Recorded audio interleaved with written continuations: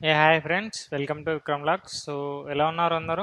మీరు ముందుగా మన ఛానల్ని ఫస్ట్ టైం చూసినట్టయితే సబ్స్క్రైబ్ చేయండి. అలాగే వీడియోని అయితే మీ ఫ్రెండ్స్కి అయితే షేర్ చేయండి. సో ఈరోజు కంటెంట్ ఏంటంటే మనకి కాగ్నిజన్ నుంచి అయితే 2025 గ్రాడ్యుయేట్స్ వాళ్ళకైతే హైరింగ్ అనేది జరుగుతుంది.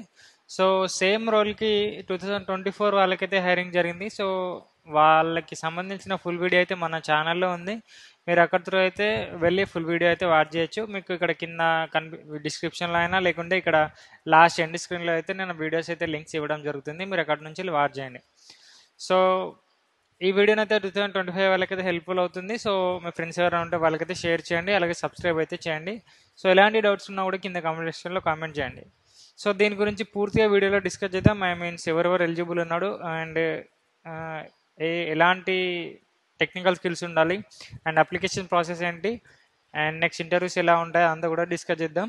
సో ముందుగా కంపెనీ వచ్చేసి కాగ్నిజెంట్ అండ్ 2025 ఫ్రెషర్స్కి అయితే వీళ్ళైతే హైరింగ్ చేసుకుంటున్నారు. అండ్ ఈ ఫ్రెషర్స్ హైరింగ్ చేసుకునే ప్రాసెస్లో వాళ్ళు డెసిగ్నేషన్ అనేది ఒక 3 టైప్స్గా డివైడ్ చేసినారు. సో ఫస్ట్ వచ్చేసి జెన్సీ నెక్స్ట్ 6.75 ల్యాక్స్ ప్యాకేజ్ ఉంటుంది.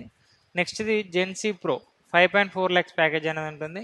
నెక్స్ట్ వచ్చేసి జెన్సీ 4 ల్యాక్స్ పర్ యానం అయితే ఉంటుంది. సో మనకు ఎగ్జామ్ క్వాలిఫై అయిన దాన్ని బట్టి మనకి రోల్ అనేది డిసైడ్ అవ్వడం జరుగుతుంది. అండ్ ఈ ప్యాకేజ్కి తగ్గట్టే మనకైతే క్వశ్చన్స్ అయితే టఫ్నెస్ అనేది ఇంక్రీజ్ ఉంటుంది. అండ్ ఇక్కడ hiring starts from April 2025. So యాక్చువల్గా నేను వీడియో చాలా లేట్గా చేస్తున్నా. సో ఎందుకంటే ఇంకో 2 డేస్ మాత్రమే ఉంది జాబ్కి అప్లై చేయడానికి. సో ఏప్రిల్ 28 అనేది లాస్ట్ డేట్. సో ఎవరైతే మీరు ఫాస్ట్గా చూస్తారో మీ ఫ్రెండ్స్కి అయితే పక్కా షేర్ చేయండి. సో వాళ్ళైతే అప్లై చేసుకోవడానికి అయితే ఛాన్స్ ఉంది.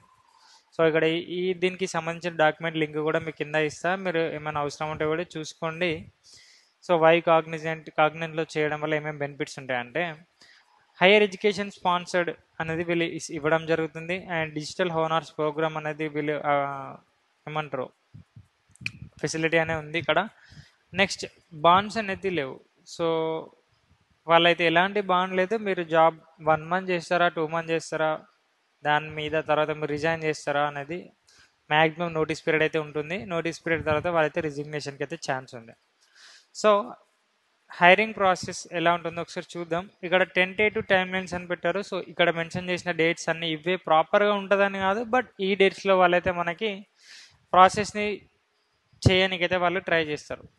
సో ఏప్రిల్ 9th నుంచి అయితే వాళ్ళు రిజిస్ట్రేషన్స్ అనేది స్టార్ట్ చేసినారు. సో ఇప్పటికి కూడా మీరు రిజిస్ట్రేషన్ అయితే చేసుకోవచ్చు. అండ్ రిజిస్ట్రేషన్ తర్వాత ఫస్ట్ రౌండ్ వచ్చేసి మనకి స్క్రీనింగ్ ఉంటుంది. సో మన ప్రొఫైల్స్ని వాళ్ళంతా షార్ట్ లిస్ట్ చేస్తారు.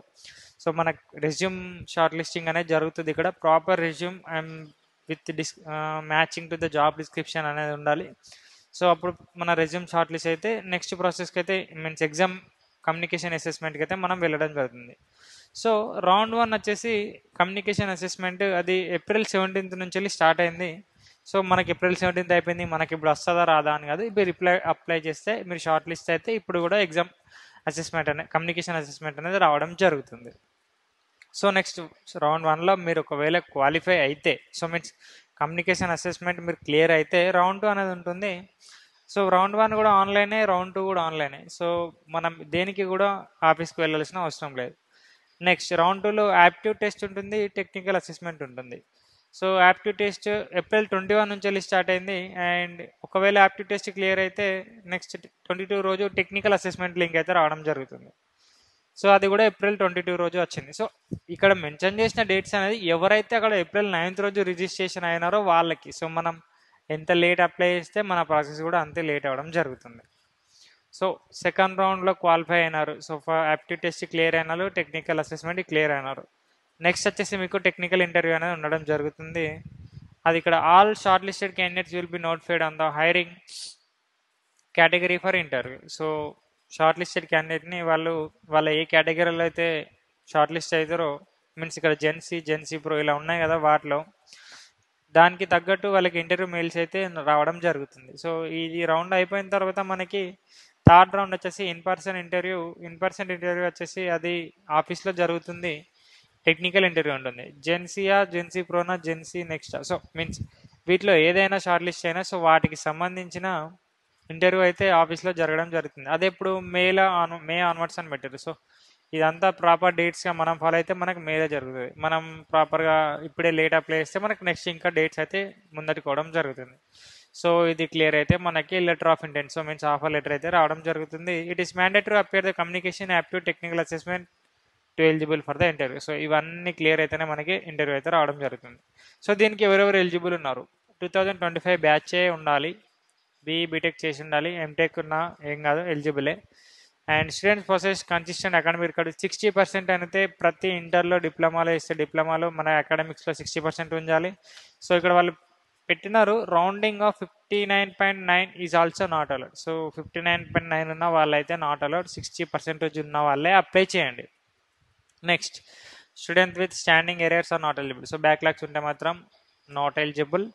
And appropriate GPA conversion to be, so GPA conversion అనేది కూడా యూనివర్సిటీ నామ్స్ ప్రకారం కన్వర్ట్ చేసిన తర్వాత ఆ జీపీఏ కూడా మనకి వీళ్ళ రిక్వైర్మెంట్కి మ్యాచ్ కావాలి. Next next flexible to work from any Cognizant office location in a given shift timing and technology is mandatory. So ప్రతి షిఫ్ట్ ప్రతి ఆఫీస్కి కన్వీనియన్సీ అని ఉండాలి మనకి. Open to Indian nationals and OCIs who are currently residing in India. So ఇది వచ్చేసి eligibility criteria. And mandatory document for registration, resume ఉండాలి, passport size photograph ఉండాలి, అండ్ ఇండస్ట్రీ అక్రిడిటేట్ సర్టిఫికేట్ ఈ available to the uploaded mandatory. And ఇది వచ్చేసి రిజిస్ట్రేషన్కి next ఇంటర్వ్యూకి ఏంటంటే college ID, 10th class, inter, diploma mark sheet. So ఇవి వచ్చేసి mandatory.